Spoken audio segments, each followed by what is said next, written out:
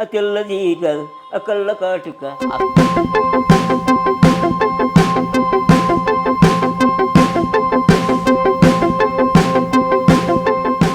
అది మా స్కూల్లో 9th చదివేటప్పుడు వేస్తే పిగిలీలు పూల వర్షం గుర్తు. 90s సాంగ్స్ని భలే ఎనర్జెటిక్గా ఆ ఏజ్లో కూడా ఆయన ప్రజెంట్ చేస్తూ ఎంతో వైరల్ అయ్యే రవీంద్ర కుమార్ గారు అలియాస్ పొట్టి మామ ఈరోజు మనతో పాటు ఉన్నారు.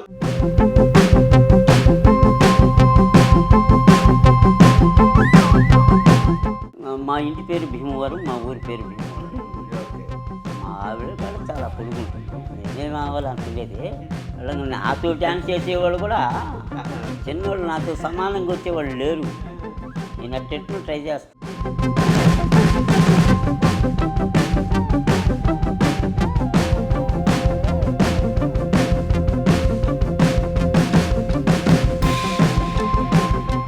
హైదరాబాదు, చెన్నై ఇట్లాంటి మహానగరాల్లో మీరు అంత ఇబ్బంది పడ్డారంటే మీ ఊర్లో కూడా అట్లాంటి ఇబ్బంది పడాల్సి అంటే ఏంటంటే ఎవరైనా కూడా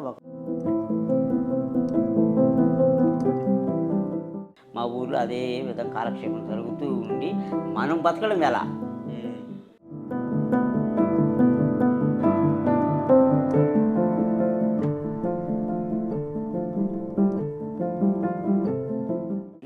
చిరంజీవి గారి ఇన్స్పిరేషన్, ఆయన ఫ్యాన్గా మీరు మారింది ఎప్పటి నుంచి?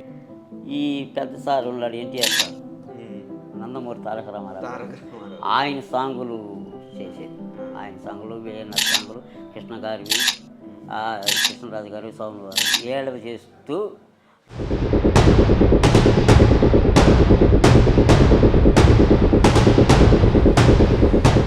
చూసేవాళ్ళు కూడా అచ్చం దించేస్తున్నామయ్యా అని వాళ్ళకి చెప్పడం, వాళ్ళు చెప్పేదానికి ఇంకా ఎంకరేజ్ అయిపోయింది వాళ్ళు.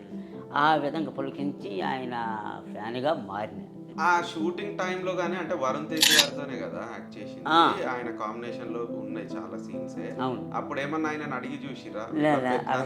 నమస్తే సార్ అంటే సార్తో ఫోటో దిగేదానికి కూడా కుదరలే నాకు. వరుణ్ తేజ్ గారు ఓన్లీ మా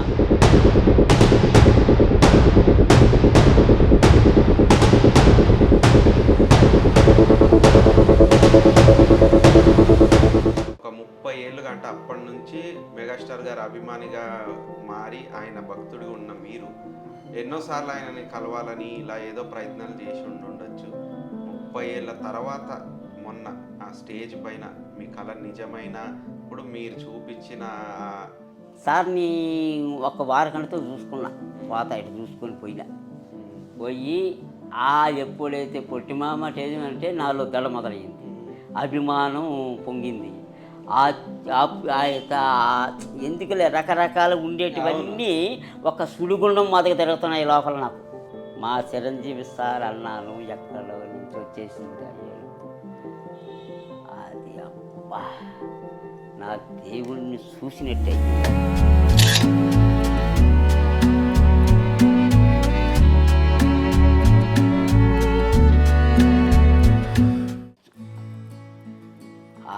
నేను ఎన్నాళ్ళు నా జీవితంలో పడ్డ బాధలు కష్టాలు ఎన్ని చూసుకుంటూ అభిమానాన్ని వదలకుండా ముందుకు వచ్చి ఈరోజు ఆయన కళ్ళారా చూస్తుంటే ఒక సాక్షి నా గుండెల్లో దాచుకున్న దేవుడు నా ఎదురుగా కనిపిస్తే ఎట్లా ఉంటుంది. ఆ ఏడుపు రూపంలో ఉండి తెలుసుకుంటే కళ్ళు మరి